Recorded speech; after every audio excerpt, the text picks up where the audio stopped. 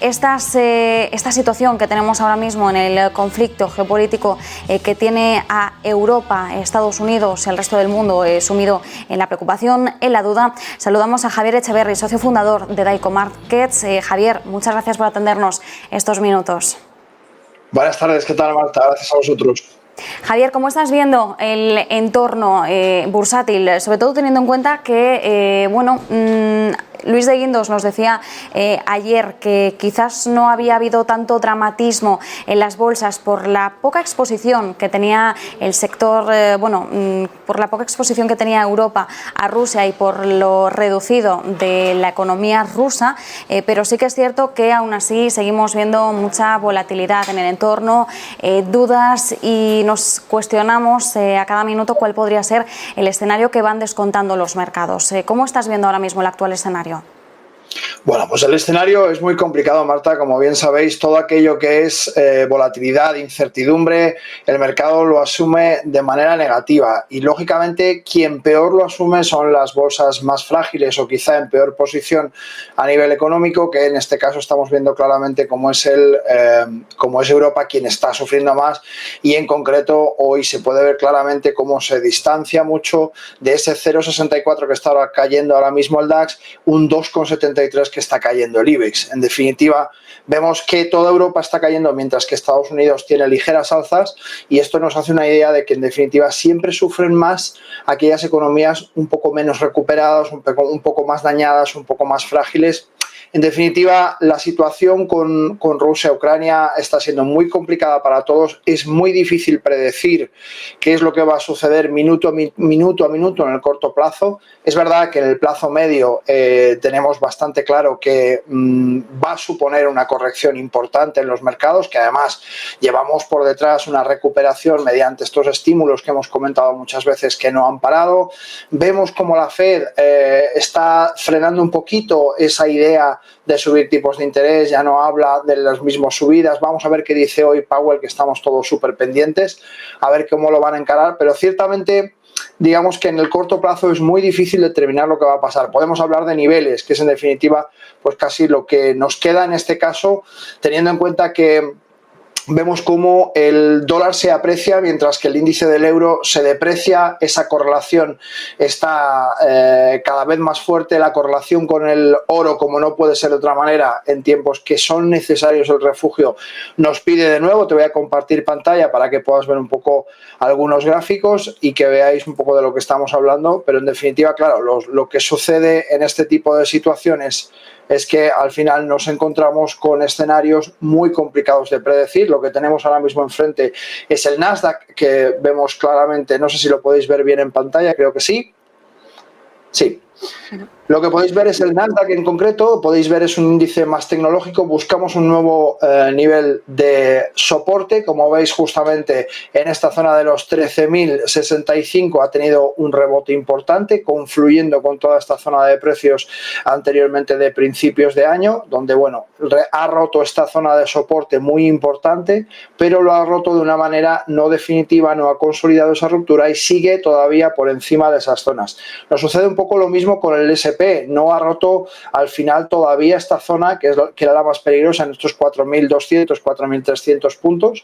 Toda esa zona estamos volviendo de nuevo a entrar. Nos sucede lo mismo con el Dow Jones. No hay esta ruptura de niveles decisivos de estos 33.159, 160 puntos, donde podemos ver claramente que la ruptura de todo este canal lateral, o quizá canal lateral alcista, si lo queremos ver de esta manera, todavía no se ha roto. Es muy probable que esta guerra, que esta amenaza a la estabilidad de los mercados financieros y a la recuperación, acabe por tener una recesión más profunda. Si tenemos en cuenta además la subida de tipos de interés a la que están obligados los gobiernos centrales a adherirse para no dejar caer los bancos y que los bancos puedan ser un poco el motor fundamental de esta recuperación, pues lógicamente es bastante probable que tengamos que entrar en ese escenario de recesión. No obstante, bueno, podemos ver claramente cómo este nivel tan importante de 8.325 puntos se ha perdido claramente en el IBEX, y podemos ver cómo el gráfico es bien distinto a los gráficos anteriores, así como en el DAX podemos ver también toda esta zona de los 14.828, digamos, este canal lateral que veíamos en otros índices de una manera un poco más digamos, soslayada en el tiempo. Podemos ver como en el DAX ya se ha roto y está, digamos, buscando el segundo soporte más importante. Si rompiera esta zona, que estamos en precios prepandémicos, como podéis ver, justamente esta caída es la caída de la pandemia, y estamos exactamente en esa zona prepandémica de los 13.904 puntos, justamente por encima del último precio más alto antes de la pandemia. Si rompemos esta zona, lo normal es que haya una corrección, y va a ser muy difícil que no sea así. Por otra parte, si vemos el índice del del oro, y vemos un poco la escalada de precios, vamos a poder comprobar como el oro per se tiene una escalada alcista hasta aproximadamente el inicio de la pandemia en 2020, en agosto de 2020 vemos esa recesión donde empezaba un poco a corregir, a tomar beneficios, o habiendo llegado a estos $2.000 por encima, incluso $2.074, que fue, digamos, el tope máximo durante la pandemia del oro. Y ahora vemos cómo, de nuevo, en este escenario, fijaos cómo podemos apreciar en esta parte de la gráfica de que de esos 1.834 que estaba moviéndose en un canal lateral, inmediatamente ha ido a por su siguiente resistencia.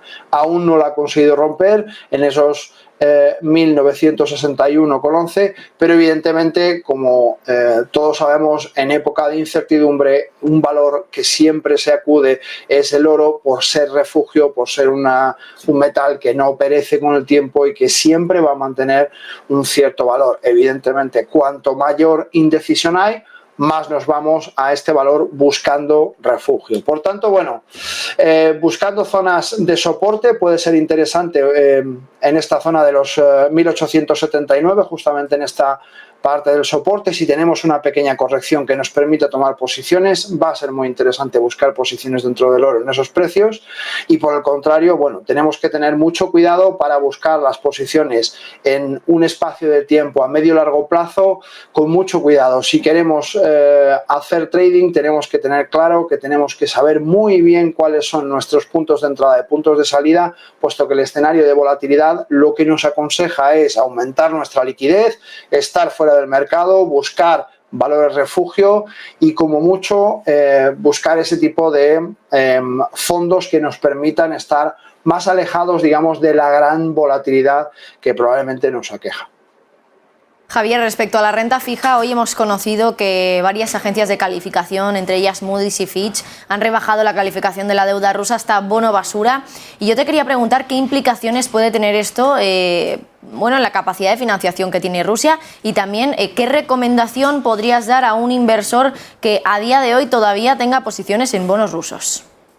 Pues mira, precisamente hace aproximadamente un mes hablábamos de la renta fija rusa, y yo estaba comentando que podía ser, precisamente por la debilidad del rublo que ya veníamos viendo desde hace un mes, podía ser un escenario interesante para buscar esos cortos que, evidentemente, a día de hoy, con la cotización suspendida de la bolsa y la renta fija estando sin capacidad de financiarse, puesto que todo lo que es renta fija soberana está totalmente bloqueado, pues lógicamente tiene una implicación complicada. Ahora, no olvidemos que esto no es algo fortuito que haya pasado. Es verdad que nosotros no teníamos conocimiento previo de este movimiento hace 2 o 3 meses, pero evidentemente pues Putin sí lo sabía, y de hecho por eso empezó a estrechar relaciones y a cerrar más de 30 contratos que ha cerrado con China en los últimos 2 meses de suministro. Por tanto, ya vemos cómo evidentemente se había ido autofinanciando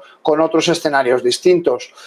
¿Cuánto de daño va a hacer esto al gobierno ruso? Pues, hombre, evidentemente estamos hablando de renta fija soberana, estamos hablando de una herramienta de financiación gubernamental que históricamente es fundamental para cualquier gobierno.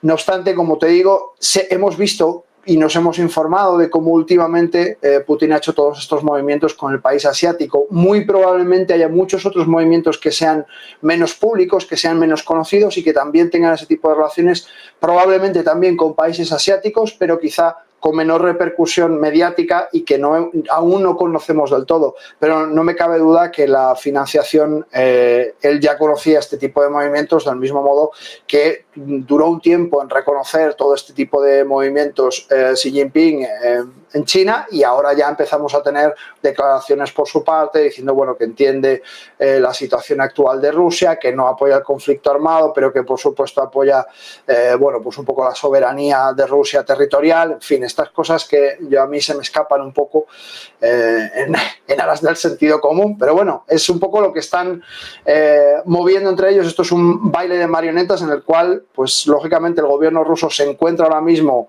en una situación muy compleja, pero con una capacidad financiera mucho más alta de lo que cabía esperar, a pesar de todas esas restricciones que la Unión Europea y el resto de la OTAN está infligiendo a Rusia.